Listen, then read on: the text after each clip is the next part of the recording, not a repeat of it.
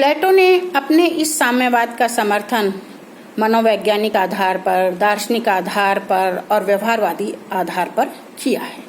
लेकिन प्लेटो के इस संपत्ति के साम्यवाद की प्लेटो के शिष्य अरस्तु के द्वारा ही कटु आलोचना की गई है।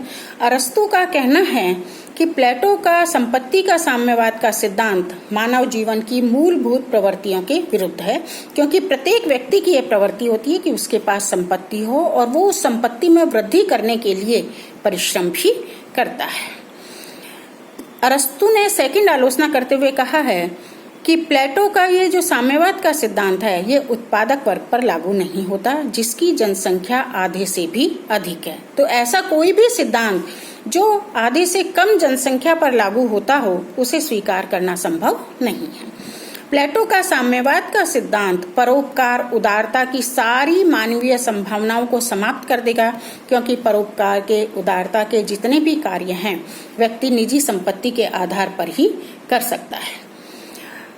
अरस्तु के अनुसार प्लेटो ने राज्य में एकता स्थापित करने के लिए, राज्य की प्रगति के लिए साम्यवाद का सिद्धांत दिया है, लेकिन राज्य की एकता और प्रगति के लिए शिक्षा का प्रचार और प्रसार होना आवश्यक है। साम्यवाद का सिद्धांत आवश्यक नहीं है। प्लेटो के साम्यवाद में सामान्य जनता की अवहेलना की गई है, जिससे सामान्य जनता में उदासीनता, कम परिश्रम, इस प्रकार के आलस्य वाले गुण उत्पन्न हो जाएंगे।